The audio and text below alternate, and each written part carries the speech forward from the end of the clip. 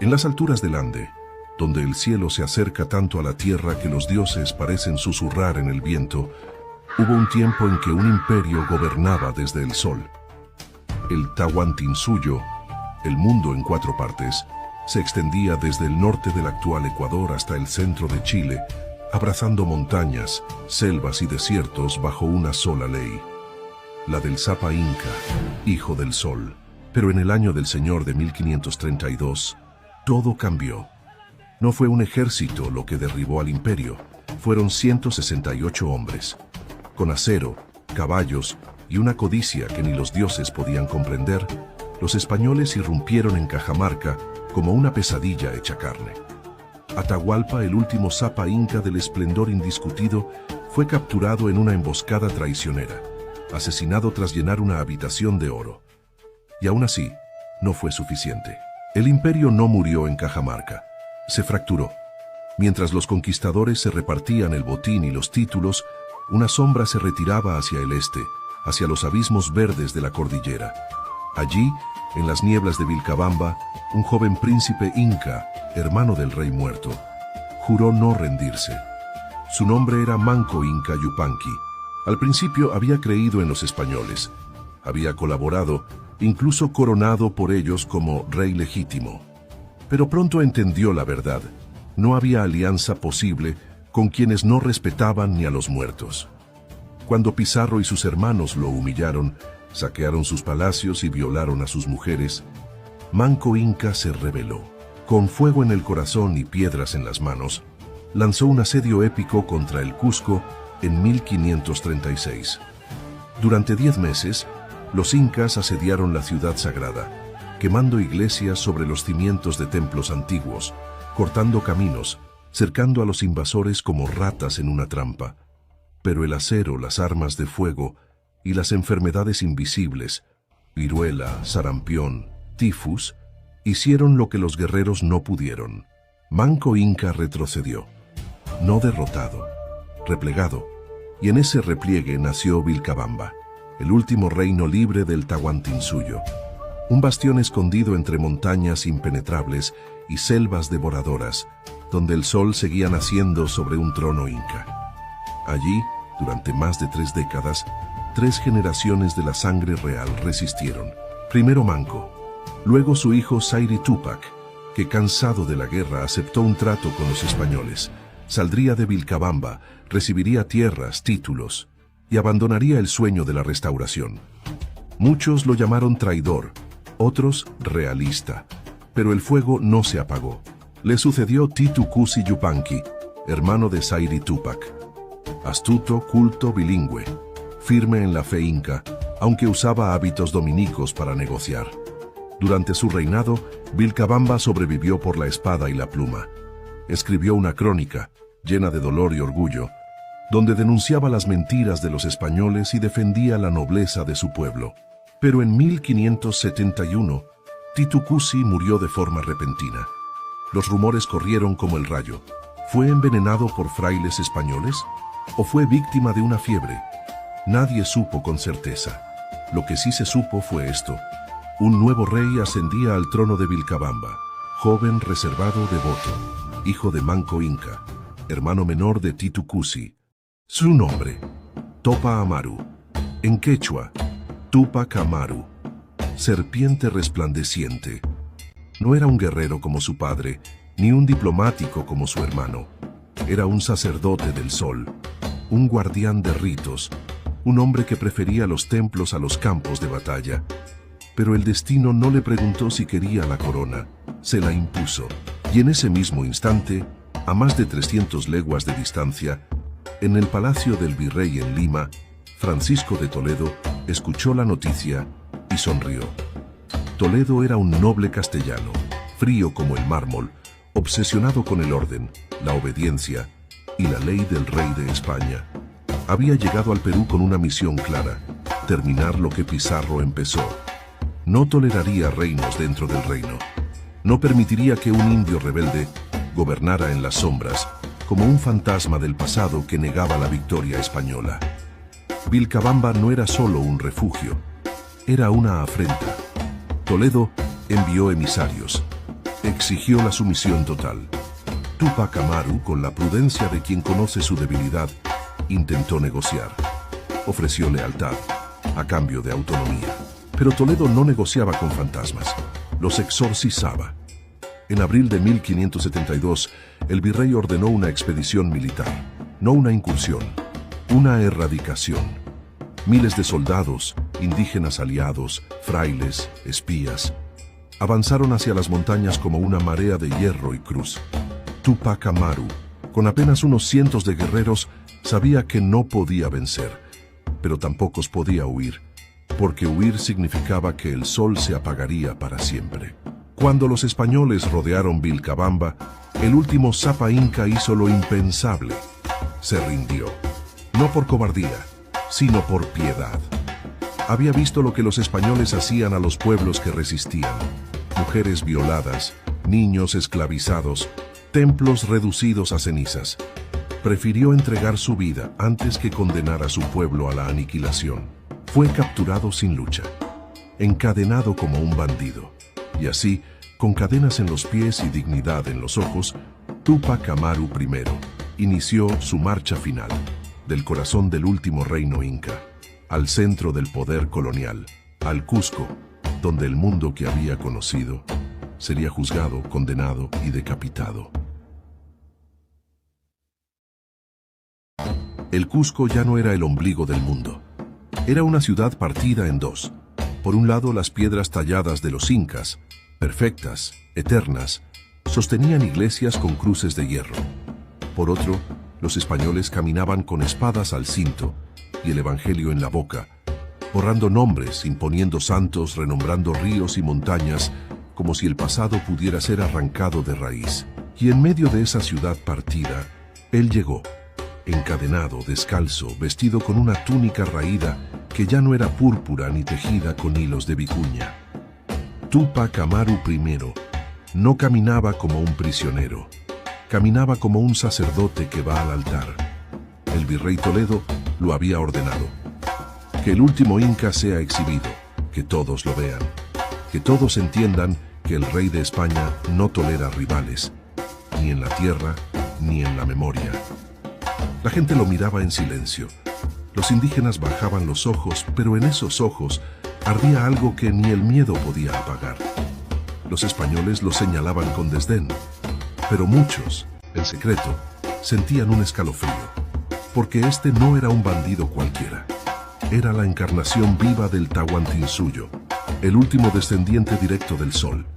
Toledo no quería solo matarlo, quería desacralizarlo. Así que montó un juicio, no un juicio justo, un teatro de la justicia. En la plaza principal del Cusco, bajo el ojo vigilante de la catedral construida sobre el palacio de Sacsayhuamán, se erigió un tribunal. Frailes, escribanos, corregidores, capitanes, todos presentes. Y en el centro, solo, sin abogado, sin traductor plenamente fiel, Túpac Amaru. Se le acusó de 3 crímenes: rebelión, asesinato de españoles, resistencia a la corona. Pero la verdad era más simple. Se le juzgaba por existir. Durante días, testigos alineados por Toledo declararon: algunos, indígenas presionados; otros, españoles sedientos de venganza por ataques anteriores en la selva. Nadie mencionó que Túpac Amaru nunca había ordenado matar a un español.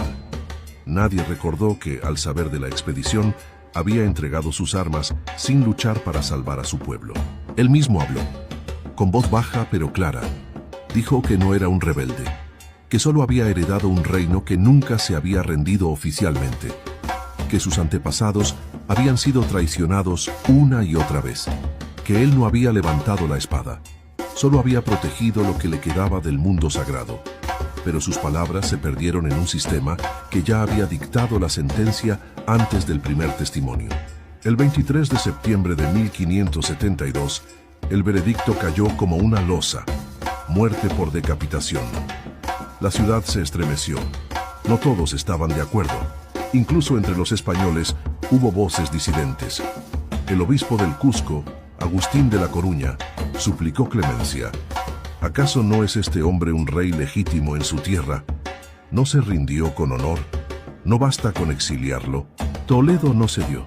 Un rey indio vivo es una semilla de rebelión, dijo, y una semilla debe ser quemada antes de que brote. Pero la historia guarda un giro inesperado. La noche antes de la ejecución, un hombre se arrodilló ante Túpac Amaru en su celda. Era un fraile dominico, Fray Diego Ortiz. Le ofreció el bautismo, le ofreció el perdón de Dios, si renunciaba a sus dioses. Túpac Amaru lo miró largo rato.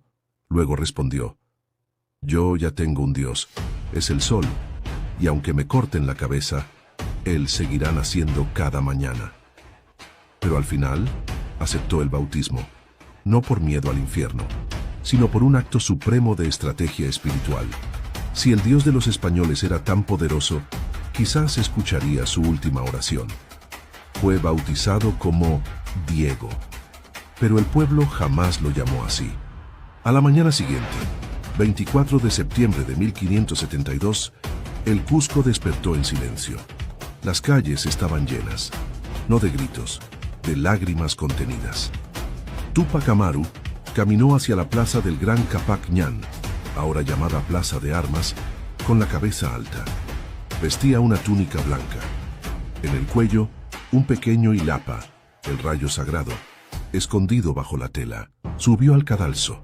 No pidió perdón, no maldijo, solo miró al este, donde el sol empezaba a dorar los Andes, y dijo en quechua, para que solo su pueblo lo entendiera: Cutimunca, volveré. Luego, la espada cayó, el último zapa inca cayó de rodillas, su sangre regó las piedras del Cusco, y con ella, el imperio inca dejó de existir como entidad política. Pero algo curioso sucedió. Mientras los españoles celebraban el fin de la rebelión incaica, los indígenas recogieron en secreto la tierra manchada con su sangre. Se la llevaron a sus casas, la guardaron en pequeños recipientes de cerámica, y cada amanecer le rezaban. Porque en el mundo andino la muerte no es el final, es una transformación. Túpac Amaru no era un cadáver, era una semilla. Y Toledo cometió su primer error. Mató al hombre, pero inmortalizó al símbolo. Durante siglos, en los pueblos olvidados del Perú, en las quebradas del altiplano, en las comunidades quechuas y aymaras, los ancianos contaron la historia del último inca que prefirió morir antes que renunciar a su dignidad. Lo llamaban Amaru, la serpiente que vuelve. Porque en la cosmología andina, la serpiente no es un símbolo de maldad, es un ser de renacimiento, de ciclos, de justicia cósmica. Y así, mientras el virreinato se consolidaba, mientras el oro fluía a España, mientras los cronistas europeos escribían que los incas ya no eran nada, el alma de Túpac Amaru caminaba en el viento, esperando, porque el imperio había caído. Pero el pueblo no. El pueblo que recuerda nunca está derrotado. La historia no termina con la muerte, termina con el olvido. Y Túpac Amaru I nunca fue olvidado. Durante 100 años, su nombre se susurró en las noches frías de los Andes, en los campos de maíz, en los tejidos de las mujeres, en los cantos de los pastores. No como un rey derrotado, sino como un guardián divino. Porque en el mundo andino, el tiempo no es una línea recta, es un círculo. Y todo lo que cae, vuelve a levantarse. En 1742, un indígena llamado Juan Santos Atahualpa se levantó en la selva central del Perú. Se proclamó descendiente del sol, juró expulsar a los españoles, y aunque su rebelión no triunfó, sembró una idea: el Tahuantinsuyo podía renacer. Pero fue en 1780 cuando el eco se convirtió en trueno. En las tierras altas del sur del Perú, un cacique mestizo, educado, culto, dueño de tierras y arrieros, miraba con furia cómo los indígenas eran azotados por el reparto mercantil, cómo les arrancaban sus hijos para trabajos forzados, cómo los impuestos los tocaban sin maíz ni trigo. Su nombre era José Gabriel Correa, descendiente por línea materna de los incas de Vilcabamba. Y un día, frente a sus seguidores, hizo algo que sacudió los temores del mundo. Tomó el nombre de Túpac Amaru. no como homenaje, como reencarnación. Soy Tupac Amaru II, y vengo a velar la red de bienes cayeron. Cientos de miles hasta ciudades cayeron. Corregidores fueron ajusticiados. Por un momento pareció que el sol volvía a caer, pero el imperio español no había olvidado la lección de Toledo. Respondió con furia y crueldad sin precedentes. Tupac Amaru II fue capturado, y el virrey de 1572 quiso hacer un ejemplo. Lo arrastraron por las calles del Cusco. Lo obligaron a ver cómo mataban a su esposa, Micaela Bastidas, a sus hijos, a sus tíos.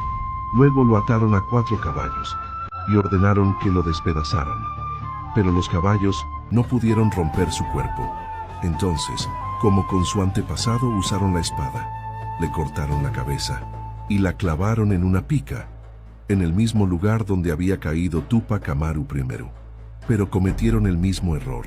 Al matarlo, no lo eliminaron, lo santificaron.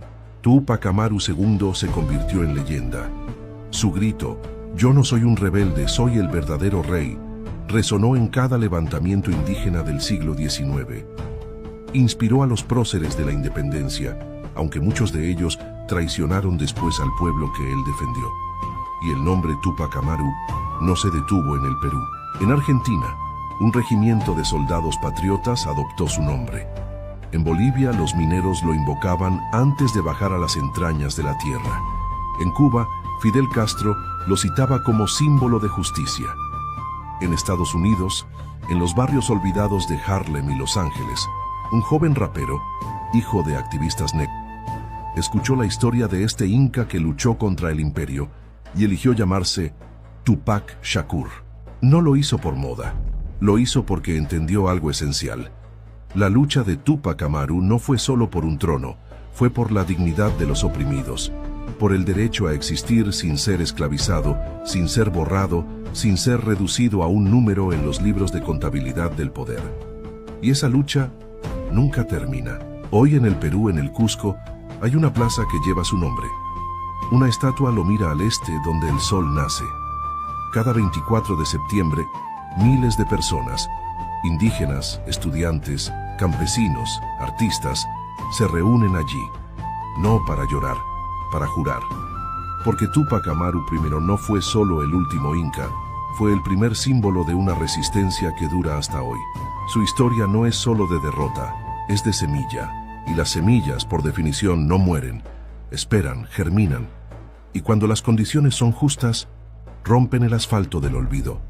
El imperio inca cayó, pero el espíritu del Tahuantinsuyo, la idea de un mundo en equilibrio, donde la tierra es madre, donde nadie tiene hambre, donde el poder sirve al pueblo, sigue vivo.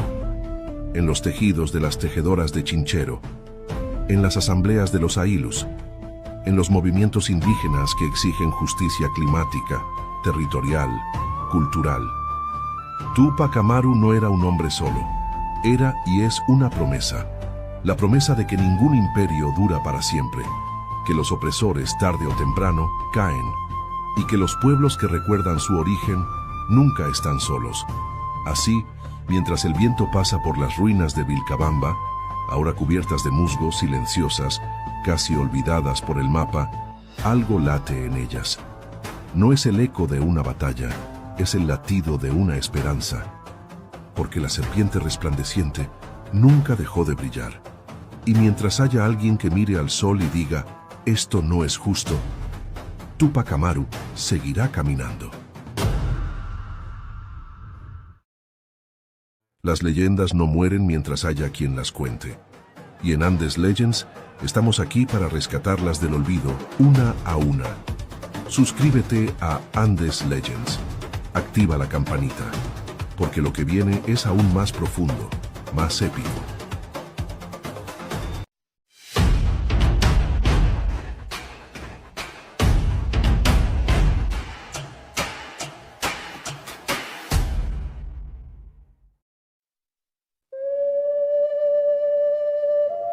En los Andes, donde el cielo araña las cumbres y el viento lleva siglos en su aliento, nació un hombre destinado a desafiar un imperio. no en un palacio de mármol, sino en una casa de adobe, no con el grito de una corona, sino con el silencio de los oprimidos. Su nombre al nacer fue José Gabriel Condorcanqui Noguera, pero la historia lo recuerda como Túpac Amaru II. Era el año de 1738. El virreinato del Perú, joya más preciada de la corona española, se sostenía sobre espaldas rotas, las de millones de indígenas sometidos a un sistema diseñado no para gobernar, sino para exprimir. Y en mitad de ese infierno, en Surimana, cerca del Cusco, la antigua capital del Tahuantinsuyo, corazón del mundo inca, nacía un muchacho de sangre noble, con ojos que veían más allá del presente. Descendiente directo de los incas, hijo de una familia mestiza educada, José Gabriel creció entre dos mundos. Por un lado, las ruinas de Sacsayhuamán, testigos mudos de un imperio arrasado. Por otro, las campanas de la Catedral de Cusco, símbolo de una nueva fe impuesta a sangre y fuego. A los 12 años, ingresó al Colegio de San Francisco de Borja, uno de los pocos centros donde los indígenas de linaje podían estudiar. Allí, entre latín, teología y gramática, descubrió algo más peligroso que cualquier arma: las ideas. Leyó a Rousseau, a Montesquieu, a los Evangelios, y en todas esas páginas halló una pregunta que lo perseguiría hasta la muerte. ¿Por qué unos hombres nacen para mandar y otros para sufrir? No era un rebelde por instinto, era un cacique, un líder indígena reconocido por la corona, encargado de administrar justicia, recolectar tributos y mantener el orden en sus comunidades de Tungazuca, Surimana y Pampamarca. Lo tenía todo para vivir cómodo: tierras, influencia, respeto, pero también tenía conciencia. Y cada vez que veía a un indígena azotado por no cumplir con el reparto mercantil, ese engendro colonial que obligaba a comprar mercancías inservibles a precios exorbitantes, sentía que su dignidad se desgarraba con cada latigazo. Cada vez que escuchaba los lamentos de las mujeres cuyos esposos habían sido arrastrados a las minas de Potosí o a los obrajes, esas fábricas textiles donde se tejía tela con sudor y huesos rotos, sabía que el sistema no era injusto, era criminal, y lo peor, legal. Durante años intentó cambiar las cosas desde dentro. Escribió cartas, presentó peticiones, habló con corregidores, obispos, virreyes, pidió la abolición de la mita, demandó el fin del reparto, exigió respeto para su pueblo y recibió, una y otra vez, silencio, o peor, desprecio. Entonces comprendió algo que cambiaría el destino de América. No se negocia con un sistema que se nutre de tu dolor. El 4 de noviembre de 1780 todo cambió. En la Plaza de Tinta, un pequeño pueblo al sur del Cusco, el corregidor Antonio de Arriaga, hombre cruel, corrupto, símbolo viviente de la opresión, fue arrastrado ante una multitud enfurecida. No fue una emboscada, fue un juicio. Túpac Amaru, ya no José Gabriel, lo acusó ante cientos de testigos. Usted ha vendido harina podrida, ha forzado a mujeres, ha muerto de hambre a niños, ha roto espaldas con su codicia. Arriaga no negó nada. Sabía que era cierto. Y entonces, ante el asombro del virreinato, el cacique ordenó su ejecución. Fue colgado de un árbol, no como un asesino, sino como un justiciero. Esa noche, Túpac Amaru II se proclamó protector de los indios y restaurador de las leyes del Inca. No buscaba destruir España, al menos no al principio. Solo exigía lo que el rey Carlos III había jurado: justicia para sus súbditos. Pero cuando un pueblo lleva siglos encadenado, no basta con una ley. Necesita un grito. Y ese grito, nacido en tinta, se convirtió en un terremoto. Las comunidades se levantaron, miles, luego decenas de miles, acudieron a su llamado. Indígenas con lanzas, mestizos con fusiles, esclavos negros con cadenas rotas. Su esposa, Micaela Bastidas, no era una espectadora, era su estratega, su voz en la sombra, su igual. Ella organizaba rutas de abastecimiento, reclutaba guerreros, escribía cartas en quechua que se esparcían como brasas encendidas. Y en cada proclama, una promesa: Se acabó el reparto, se acabó la mita, se acabó la humillación. En pocas semanas, el movimiento se expandió como un río desbordado. Cochabamba, Oruro, Puno, Arequipa, el sur del Perú ardía. Pero en Lima, el virrey Agustín de Jáuregui no tembló. Ordenó: aplasten a ese indio insolente, que su nombre sea olvidado, que su sangre riegue el polvo como advertencia. No sabía que ya era tarde, porque cuando un hombre se convierte en símbolo, ya no puede morir. El Cusco temblaba, no por un terremoto, sino por el eco de miles de pasos que subían desde los valles, desde los cerros, desde los pueblos olvidados. Hombres con ponchos raídos y miradas de acero, mujeres con cuchillos escondidos en sus faldas y fuego en los ojos. Niños que ya no lloraban porque habían aprendido que el llanto no salva. Túpac Amaru II ya no era un cacique, era un general, un profeta de la justicia, un fantasma que los españoles no lograban atrapar, pero que aparecía en cada aldea liberada, en cada corregidor colgado, en cada obraje incendiado. Su ejército no tenía uniformes, pero tenía algo más poderoso, una causa. Entre diciembre de 1780 y enero de 1781, el sur del virreinato se convirtió en un campo de batalla donde no se luchaba solo por tierra o oro, se luchaba por la dignidad.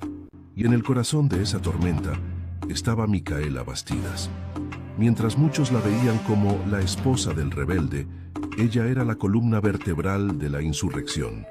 Ordenaba, castigaba la deserción, rechazaba las peticiones de saqueo. No somos bandidos, decía, somos justicieros. Guardaba el oro para comprar armas, no para enriquecerse. Y cuando un comandante indígena abusó de una joven, ella misma lo ejecutó. No había piedad para quien traicionara el ideal. Túpac Amaru, por su parte, intentaba mantener un equilibrio imposible. Por un lado debía apaciguar a los sectores más radicales que pedían quemar iglesias y matar a todos los españoles. Por otro, necesitaba el apoyo de los criollos, esos hijos de españoles nacidos en América, muchos de los cuales simpatizaban con su causa, pero temían el caos. Era un juego de ajedrez con vidas humanas. Y entonces llegó el momento más crítico, el asalto al Cusco. La antigua capital inca, ahora joya colonial, era el símbolo del poder español en los Andes. Si caía en manos rebeldes, todo el virreinato se derrumbaría. En marzo de 1781, Túpac Amaru reunió a más de 60.000 hombres. Algunos historiadores dicen que incluso 100.000 en las afueras de la ciudad. Una marea humana lista para devolverle el alma a su tierra. Pero el Cusco no estaba desprotegido. Los españoles habían aprendido la lección. Habían fortificado las murallas, movilizado tropas veteranas desde Lima y, lo más letal, dividido a sus enemigos. Porque mientras Túpac Amaru llamaba a la unidad, otros líderes indígenas, como Tomás Atito Condemaita en Pomacanchi o los hermanos Catari en Bolivia, actuaban por su cuenta sin coordinación. El virreinato los explotó. Prometió concesiones a unos, espionaje a otros y odio entre todos. Y peor aún, los criollos del Cusco, que al principio habían mostrado simpatía, cerraron las puertas. Temían que una victoria indígena significara el fin de su propio privilegio. Así, el 9 de marzo de 1781, el asalto fracasó, no por falta de valor, sino por falta de artillería, táctica y traición. Algunos de sus propios oficiales dudaron, otros huyeron al primer cañonazo. Túpac Amaru, desesperado, ordenó retirada. Fue el comienzo del fin. Ahora el virreinato ya no jugaba a defenderse, atacaba. El virrey Jáuregui envió a sus mejores oficiales, el general José del Valle, un estratega implacable, y el obispo Juan Manuel Moscoso, cuya pluma era tan afilada como la espada de un soldado. La iglesia excomulgó a Túpac Amaru, lo llamó hereje, blasfemo, falso inca. Dijo que su rebelión era obra del diablo, y las masas, profundamente católicas, vacilaron. Mientras tanto, el ejército realista avanzaba con fuego y crueldad. Pueblos enteros fueron arrasados, cosechas quemadas, familias enteras fusiladas como ejemplo. La guerra ya no era por justicia, era por supervivencia. Túpac Amaru intentó reagruparse en el altiplano, pero sus fuerzas se desgastaban, los suministros escaseaban y la desconfianza crecía. Fue entonces que cometió su error más grave. Confió. Un supuesto aliado, un mestizo llamado Francisco de Paula Astete, le ofreció refugio en la región de Checacupe. Era una trampa. La noche del 6 de abril de 1781, mientras dormía, fue rodeado. Sus hombres, cansados y traicionados, no pudieron resistir. Túpac Amaru, Micaela Bastidas, su hijo Hipólito y su tío fueron capturados. No hubo batalla épica, no hubo carga final. Solo el silencio roto por el crujido de cadenas. Fue llevado a Cusco en un espectáculo de humillación. Atado a un caballo, con el rostro marcado por los golpes, pero los ojos seguían ardiendo. En la cárcel lo torturaron, le arrancaron las uñas, le quemaron la piel, le ofrecieron la vida a cambio de delatar a sus seguidores. Nunca habló. En su lugar escribió una carta, no para pedir clemencia, sino para profetizar.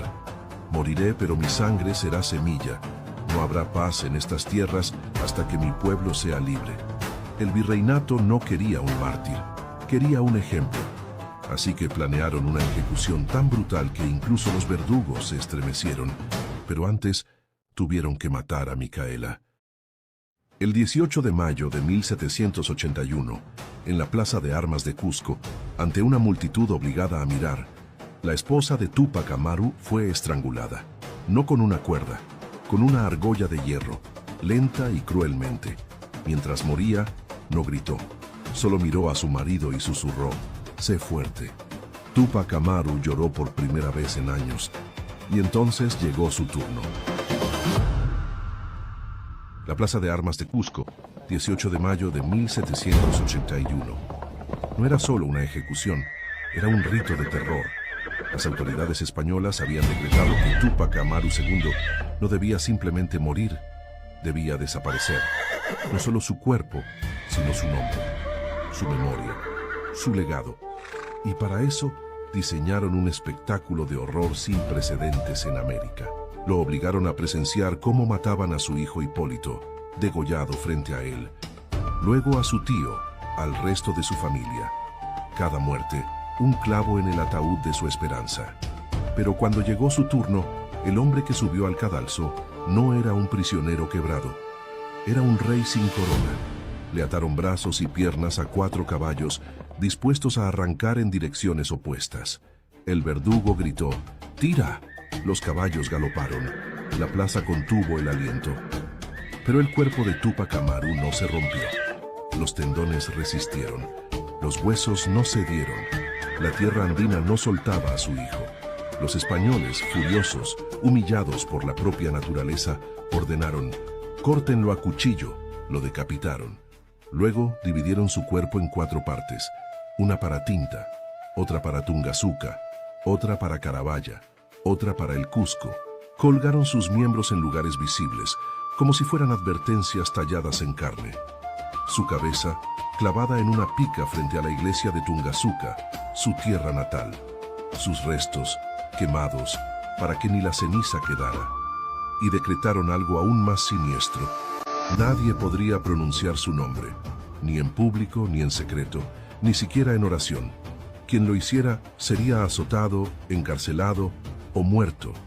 Pensaban que así borrarían su recuerdo, que el miedo enterraría su grito. No entendieron que los mártires no mueren, se multiplican, porque en las noches, en las quechuas, en los cerros, en los telares de las mujeres, el nombre de Túpac Amaru se susurró como un conjuro. Sus proclamas, copiadas en hojas clandestinas, viajaron de mano en mano. Sus ideas, sembradas en el alma del pueblo, germinaron en silencio. Y cuando 30 años después, Simón Bolívar cruzó los Andes para liberar América, encontró un continente ya en llamas. No fue el primero en empuñar la espada contra España. Túpac Amaru lo había hecho antes. De hecho, Bolívar lo llamó el precursor de nuestra independencia. José de San Martín lo citó en sus cartas. Incluso el rey de España, años después, admitiría en privado: fue Túpac Amaru quien nos enseñó que el imperio tenía grietas. Pero su verdadero legado no está en los libros de los generales. Está en los ojos de los indígenas que hoy exigen sus derechos. En las banderas con el huipala ondeando en Bolivia. En los movimientos sociales que gritan «Basta de opresión». En 1970, el general Juan Velasco Alvarado, presidente del Perú, proclamó una reforma agraria revolucionaria y la firmó ante la estatua de Túpac Amaru. En los años 90, un grupo guerrillero peruano tomó su nombre, el Movimiento Revolucionario Túpac Amaru, MRTA. Y en 1992, en Los Ángeles, un joven rapero de nombre Lesane Parish Crooks cambió su nombre por Tupac Shakur, en honor al rebelde que, como él, luchaba contra un sistema que oprimía a los suyos. ¿Por qué eligió ese nombre?, le preguntaron, y respondió: porque Túpac Amaru no luchó por poder, luchó por su gente, y yo también. Hoy en el Cusco, frente a la misma plaza donde lo descuartizaron, hay una estatua de bronce que lo mira con firmeza. Con su mano izquierda alza una proclama. Con la derecha señala al cielo. Y cada 18 de mayo, miles se reúnen allí. No para lamentar su muerte, sino para celebrar su vida. Porque Túpac Amaru II no fue solo un hombre, fue una idea. La idea de que ningún pueblo debe arrodillarse para vivir. De que la justicia no es un regalo, es un derecho. Y aunque lo quemaron, aunque lo desmembraron, aunque prohibieron su nombre, su grito sigue vivo. En cada indígena que defiende su lengua, en cada campesino que siembra en tierra propia, en cada estudiante que cuestiona al poder. Porque Túpac Amaru no murió aquel día, nació, y mientras haya alguien que diga basta, seguirá naciendo. ¿Qué harías tú si tu pueblo te llamara a levantarte? ¿Y cuánto estás dispuesto a sacrificar por la justicia? Suscríbete a Andes Legends, activa la campanita y únete a quienes creen que las leyendas no se olvidan, se heredan. En lo alto de los Andes, donde el cielo se funde con la roca y el viento canta en lenguas olvidadas, hay un eco que no proviene del trueno, ni del cóndor en vuelo. Es un aullido, profundo, antiguo, como si la montaña misma estuviera advirtiendo: no avances más. Durante siglos, el Imperio Inca gobernó más de 2 millones de kilómetros cuadrados, desde el sur de Colombia hasta el norte de Chile, sin caballos, sin ruedas, sin escritura, pero con una red de caminos más avanzada que cualquier otra en su tiempo. Su poder no estaba solo en sus guerreros o sus ingenieros, había algo más, algo que no se enseña en los libros, algo que los españoles temieron tanto, que decidieron borrarlo de la historia. Hoy te revelaré la verdad sobre el arma más temida del Tahuantinsuyo. No era una espada, no era un ejército, era un animal, un lobo gigante, mitad bestia, mitad espíritu, y su nombre era el Salcayacu. El año era 1532. Francisco Pizarro, con apenas 168 hombres, llegó al norte del Imperio Inca. A su espalda, el poderoso reino de los españoles. Frente a él, el mayor estado precolombino de América, el Tahuantinsuyo. Un imperio con millones de súbditos, fortalezas inexpugnables, y una organización social tan avanzada que los propios conquistadores quedaron atónitos. Pero algo no encaja. ¿Cómo cayó tan rápido? Como un puñado de hombres armados con arcabuces y caballos derrotó a un imperio de millones. Los libros dicen enfermedades, traición, superioridad tecnológica. Pero hay un detalle que todos omiten, un detalle que aparece entre líneas en crónicas olvidadas, en dibujos quemados, en relatos orales que aún se cuentan en las comunidades altas. El Imperio Inca tenía una guardia secreta, no de hombres, de criaturas, y cuando los españoles llegaron, esas criaturas desaparecieron, como si la tierra misma se las hubiera tragado. La palabra salca en quechua significa lo salvaje, lo indómito, lo libre. Yaku es agua. Juntos, Salka Yaku podría traducirse como el espíritu del agua salvaje o la fuerza que nace de la montaña. Pero no era solo un nombre, era una realidad. El Salka Yaku no era un perro, no era un zorro, era un cánido gigante, descendiente de especies prehistóricas que sobrevivieron en los refugios más altos de los Andes. Más grande que un puma, más rápido que un venado, con un pelaje gris oscuro que se fundía con la niebla y ojos que brillaban en la oscuridad como brasas encendidas. Según las leyendas orales de los comuneros de Cusco, Apurímac y Puno, estos animales no se domesticaban, se elegían. Solo un alma pura, bendecida por el Inti, el sol, podía ganarse su lealtad. Y cuando eso ocurría, nacía un guardián. Su nombre era Inti Wari, hijo del sol. Nació en un pequeño ailu cerca del glaciar de Lausangate, a más de 5.000 metros sobre el nivel del mar. A los 7 años, una avalancha sepultó su aldea. Solo él sobrevivió, y fue encontrado días después, no llorando, sino acurrucado entre 3 lobos gigantes, alimentado por ellos, protegido por ellos. Los sacerdotes del sol lo llevaron al Cusco. Allí el propio Pachacútec, el más grande de los Zapa incas, lo vio y supo: este niño no era humano común. Hablaba con silbidos, oía sonidos que nadie más escuchaba, sentía el peligro antes de que llegara. Lo entrenaron en el Yachayhuasi, la casa del conocimiento, pero su verdadera escuela fue la montaña, y su maestro fue el Salka Yaku. El Zapa inca no tenía ejércitos permanentes, pero sí una red de inteligencia inigualable. Los chasquis corrían por todo el Capac Ñan, llevando mensajes en quipus, pero había zonas donde ni siquiera ellos llegaban: los pasos más altos, las gargantas profundas, las noches sin luna. Ahí entraban los Salka Yaku. No eran mascotas, no eran perros de caza, eran guardianes del Estado. Patrullaban las fronteras del imperio, especialmente en zonas de conflicto como el norte, donde los chancas y los cañaris resistían la expansión inca. Entrenados por Inti Wari, estos lobos podían oler a un enemigo a más de 5 kilómetros, detectar movimientos bajo la nieve, atacar en silencio, sin aullar, sin dejar rastro, escoltar caravanas de oro y lana sin necesidad de guardianes humanos. Y lo más temido: cuando un espía o un desertor intentaba huir, el Salka Yaku lo encontraba, y no mataba con furia, mataba con precisión. Un mordisco en la yugular, silencio, oscuridad. Antes de que Pachacútec consolidara su poder, los chancas marcharon sobre el Cusco. Eran guerreros feroces, conocidos por arrancar corazones y usar máscaras de hueso. La victoria parecía inevitable. Pero según un manuscrito perdido del cronista Felipe Guamampoma de Ayala, hallado en un monasterio en España en 1923 y nunca traducido completamente, hubo una noche antes de la batalla en que los lobos bajaron de las cumbres y rodearon el campamento chanca. No fue una embestida masiva, fue un ataque psicológico, aullidos en círculo, sombras moviéndose en la niebla, hombres que juraron ver ojos amarillos entre las rocas. Muchos desertaron, otros enloquecieron, y cuando amaneció, el ejército chanca estaba roto por dentro.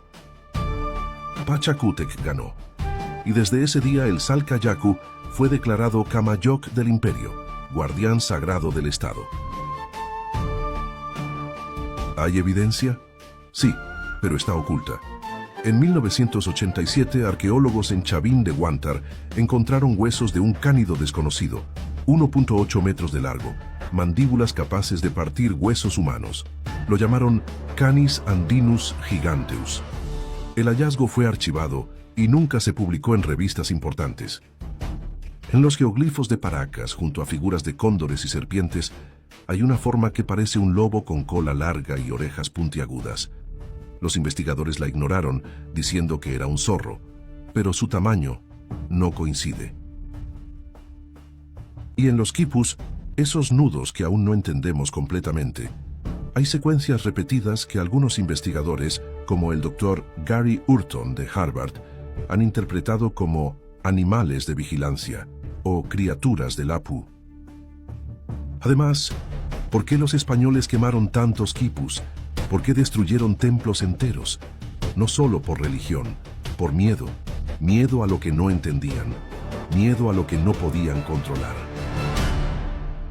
Cuando los españoles llegaron, trajeron caballos, animales que los incas nunca habían visto. Bestias que parecían mitad hombre, mitad bestia. Y al principio, los incas temieron, huyeron. Pero no todos.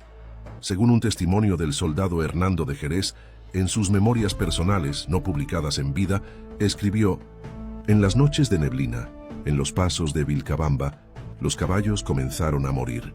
No con heridas, no con veneno, simplemente se desplomaban, y en la mañana no quedaba rastro. Solo huellas grandes, como de oso, pero más delgadas, y un olor como a hierba mojada y sangre vieja». Otro cronista, Agustín de Zárate, mencionó: «Los indios hablan de un animal que vive en las cumbres, que obedece solo al Inca y que ataca a los que profanan el santo lugar». ¿Coincidencia? No, era el Salcayacu y estaba en guerra. A medida que el imperio caía, los Salcayacu desaparecieron. Algunos fueron cazados, otros murieron defendiendo a sus guardianes, y otros simplemente regresaron a las cumbres, como espíritus que no pertenecen al mundo de los hombres. Inti Wari, según la última crónica oral, se fue al nevado de Ampato con 3 lobos. Nunca más fue visto, pero cada cierto tiempo, en noches de luna llena, los pastores juran oír un aullido y ver sombras moviéndose entre las rocas. Se extinguieron, tal vez, pero en la cosmovisión andina nada verdaderamente muere. Todo regresa. El cóndor vuelve al cielo, el puma a la montaña y el Salcayacu a la memoria. Hoy en los valles de Puno y Cusco hay perros de pastoreo que no se parecen a ningún otro. Grandes, silenciosos, con mirada intensa. Los comuneros los llaman Alc-Cara, perro rojo, pero algunos tienen pelaje gris, ojos amarillos y una lealtad extrema. Genetistas peruanos han encontrado ADN mitocondrial inusual en estos animales, secuencias que no coinciden con perros domésticos ni con zorros andinos. ¿Híbridos? ¿Restos del Salcayacu? Y en el cane corso o el dogo andino, una raza en desarrollo, criadores buscan revivir ese espíritu. Perros guardianes, fuertes, inteligentes, con instinto de protección innato. Quizás el Salcayacu no murió, solo está esperando. En 2015, una expedición científica en el Apu Salcantay reportó huellas de 25 centímetros de largo en la nieve. No eran de oso, no hay osos en Perú. No eran de puma, y estaban alineadas como si hubiera una manada. En 2020, un dron del IGN captó una figura oscura, moviéndose a gran velocidad entre las nubes, cerca del nevado de Huascarán. La grabación fue borrada por error técnico. Y en las fiestas de Coilurriti, miles de peregrinos juran que en lo alto del glaciar ven lobos que no huyen, solo observan. ¿Son alucinaciones? ¿Animales desconocidos? ¿O el regreso de los guardianes del imperio? La ciencia aún no tiene respuestas, pero la gente sí. El Salcayacu no fue solo un animal, fue un símbolo de la conexión entre el hombre y la naturaleza, de la lealtad al Estado, de la defensa del equilibrio sagrado del Aini, el dar y recibir. Los incas no necesitaban murallas, tenían montañas, y en esas montañas tenían guardianes. No de piedra, de carne, hueso y espíritu. Hoy, cuando un pastor en Ancash oye un aullido en la noche, no corre, se detiene, hace una ofrenda de chicha y coca y dice: «Gracias, hermano, gracias por seguir protegiéndonos». Si este video te hizo cuestionar lo que creías saber, déjame un like, suscríbete y comparte con alguien que ame Perú y sus misterios. Porque la historia no siempre está en los libros. A veces está en el viento. Y si quieres descubrir los 7 guardianes secretos del Tahuantinsuyo, desde guerreros invisibles hasta sacerdotisas del trueno, haz clic aquí. Te espero en el próximo video. Hasta entonces, que el viento te guíe y que el Salcayacu te proteja.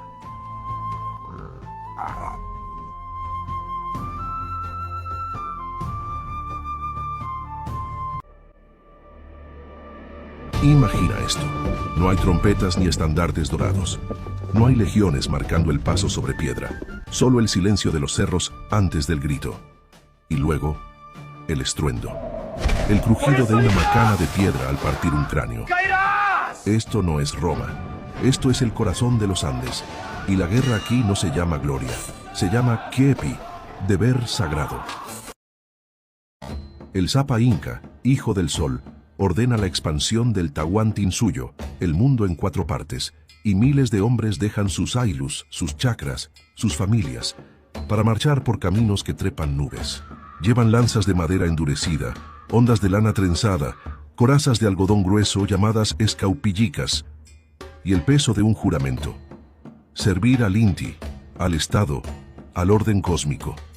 Pero cuando la batalla termina, ¿quién cuida de los que no mueren? No son los héroes cantados en los jarawis, no son los generales que regresan con prisioneros y botín. Son los otros, los que vuelven con un ojo menos, una pierna rota por una lanzacolla, las manos quemadas por el frío de las punas, o el alma partida por lo que vieron en las tierras del Chinchaysuyo. Este relato no habla de templos de piedra perfecta, ni de caminos que unen un imperio. Habla de cicatrices, de silencios, de hombres que regresaron, pero ya no eran útiles. Porque en el Tahuantinsuyo todo tenía un lugar, todo tenía una función. Y cuando ya no podías cumplir tu mita, tu servicio obligatorio, cuando ya no podías arar, tejer, cargar piedras o empuñar una macana, el sistema, por más justo que fuera en teoría, empezaba a mirarte como una carga. La guerra inca era rápida, brutal y cercana. No había distancia segura. No había cascos de metal que detuvieran una piedra lanzada con fuerza ancestral. Una macana de piedra pulida, manejada por un guerrero de los chachapoyas o los cañaris, podía aplastar un cráneo como si fuera cáscara de huevo. Las lanzas, endurecidas al fuego, perforaban el algodón acolchado y se clavaban en pulmones, hígados, entrañas. Y las ondas eran invisibles. Una piedra redonda, lanzada con precisión letal, podía fracturar una mandíbula, arrancar un ojo o partir la columna de un golpe. Los restos arqueológicos lo confirman. Cráneos con hendiduras profundas, costillas rotas, fémures aplastados. Muchos de estos hombres sobrevivieron, al menos al principio. Pero en los Andes, la verdadera batalla no terminaba con la retirada del enemigo. Comenzaba cuando el herido era cargado, si tenía suerte, por sus compañeros, atado a una kepi, una especie de camilla de cuero y madera, y bajado por senderos verticales hacia el valle. Cada paso era una tortura, cada bache un grito ahogado. No había hospitales militares, no había médicos con instrumentos de bronce, solo los jampik, los curanderos, hombres o mujeres sabios que conocían el lenguaje de las plantas y los espíritus. Ellos usaban la sangre de grado para sellar heridas abiertas, la muña para calmar la fiebre, las hojas de coca para aliviar el dolor y dar fuerza al alma. Pero cuando la herida era profunda, cuando la carne empezaba a pudrirse, no había fuego ni hierro para cauterizar.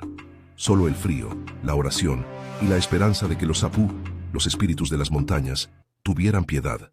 La infección era la verdadera enemiga, silenciosa, inevitable. Un corte en la pierna, una astilla de lanza en el costado. Y en días la fiebre subía, la piel se ennegrecía, el olor a muerte llegaba antes que el último aliento. Y aunque sobrevivieras, ¿qué te esperaba en casa? Porque en el imperio inca no existía la jubilación. No había tierras regaladas, ni pensiones, ni ciudadanía especial. El sistema se basaba en el aini, reciprocidad, y el mita, trabajo rotativo para el Estado. Cada hombre debía su fuerza al aylú y al inca. Si regresabas con una pierna amputada, ¿quién araría tu chacra? Si tus manos temblaban por el trauma, ¿quién tejería tu ropa? Si el miedo te impedía dormir y gritabas en la noche, ¿quién querría compartir tu techo? El Estado inca proclamaba que ni el ciego ni el cojo pasaban hambre, y en tiempos de paz quizás era cierto. Los almacenes del Colca, llenos de maíz, quinoa y chuño, estaban ahí para todos, pero en la práctica, la utilidad era la moneda del valor, y un hombre que ya no podía cumplir su deber empezaba a desaparecer, no con un decreto, no con una expulsión, sino con miradas bajas, con silencios incómodos, con la carga que representaba para su familia. Porque en una sociedad donde cada grano de maíz contaba, donde cada mano era necesaria para tejer, sembrar, construir, un cuerpo roto era un peso. Y peor aún, un alma rota. Porque sí, también ellos existían, los que volvían sin heridas visibles, sin sangre en la ropa, pero con los ojos vacíos, hombres que se negaban a hablar de la batalla contra los chancas, que temblaban al oír el sonido de una onda, que se encerraban en cuevas, evitando las fiestas del Inti Raymi. Hoy diríamos que sufrían trastorno de estrés postraumático, pero en los Andes del siglo XV no había nombre para eso. Solo se decía que su kamaken, su alma, se había perdido en el campo de batalla, o que un supai, espíritu maligno, se había apoderado de ellos. Los Hampik intentaban recuperar su alma con rituales, ofrendas de coca, humo de muyu, cantos al amanecer, pero a veces el alma no volvía. Y entonces, ¿qué hacía el imperio con un hombre cuya mente ya no servía al orden cósmico? No lo castigaba, pero tampoco lo honraba, simplemente lo dejaba atrás. Mientras el Sapa Inca recibía ofrendas de oro en el Coricancha, mientras los cronistas coloniales más tarde alababan la perfección del Tahuantinsuyo, en los rincones de los valles, en las laderas olvidadas, había hombres que una vez marcharon con el ejército del sol, y ahora mendigaban un puñado de chuño, con una pierna de madera y una mirada que ya no veía el futuro. Ellos no tienen estatuas, no hay crónicas que registren sus nombres, pero sus huesos, con marcas de guerra, duermen bajo la tierra andina, y sus historias están esperando ser contadas. El Tahuantinsuyo se presentaba al mundo y a la historia como un imperio de justicia. Ni el ciego ni el cojo pasan hambre, decían los cronistas, repitiendo el ideal inca. Y en muchos sentidos era cierto. Los colcas, los almacenes estatales, rebosaban de alimentos para tiempos de escasez. Los caminos conectaban pueblos. Los mensajeros chasquis corrían sin descanso para mantener el orden. Pero el ideal no siempre era la realidad. Porque cuando un guerrero regresaba con la pierna destrozada por una lanza cañari o con la espalda marcada por las piedras de una honda chanca, su destino no dependía del Estado, dependía de su aylú. Y un aylú ya sobrecargado, por tributos, por mita, por la expansión constante del imperio, no siempre tenía espacio para una boca más que no podía trabajar. No había leyes que dijeran, abandónenlo, pero tampoco había mecanismos reales para reintegrar a un hombre inútil para la guerra y para el campo. Algunos, los más afortunados, encontraban un nuevo rol. Si aún podían hablar, contar, recordar, se convertían en quipucamayocs, guardianes de los quipus, enseñando a los jóvenes los nudos que guardaban la memoria del imperio. Otros, con manos hábiles pero piernas rotas, tallaban piedras menores o tejían redes en los talleres estatales, Aclahuasi o Yachayhuasi. Pero estos casos eran raros. La mayoría simplemente volvía a su comunidad y esperaba. Esperaba que su hermano arara su chacra, que su hijo cargara el agua, que su esposa tejiera por dos. Y con el tiempo, incluso eso se volvía insostenible. Hay relatos en las crónicas, aunque filtrados por ojos españoles, que hablan de veteranos viviendo al margen de los pueblos, cerca de los ushnus o en cuevas de los cerros, donde nadie los veía. Guamán Poma de Ayala, en su nueva crónica y Buen Gobierno, dibujó a hombres ancianos y heridos, siendo ignorados mientras los nobles celebraban. No eran enemigos, eran invisibles, y si el trauma era mental, la situación era aún más precaria. Porque en la cosmovisión andina el equilibrio entre el cuerpo, la tierra y los espíritus era sagrado. Un hombre que gritaba en sueños, que temblaba sin razón, que evitaba el sol, no solo estaba enfermo, estaba fuera de lugar. Se creía que su sami, su energía vital, se había contaminado, o que había ofendido a un apú al derramar sangre sin ritual. Los Hampik intentaban curarlo con ofrendas, con baños de hierbas, con cantos al amanecer. Pero si el alma no volvía, la comunidad empezaba a alejarse. No por crueldad, sino por miedo. Porque en un mundo donde lo espiritual y lo físico estaban entrelazados, la locura no era solo tristeza, era peligro. Así, muchos de estos hombres terminaban solos.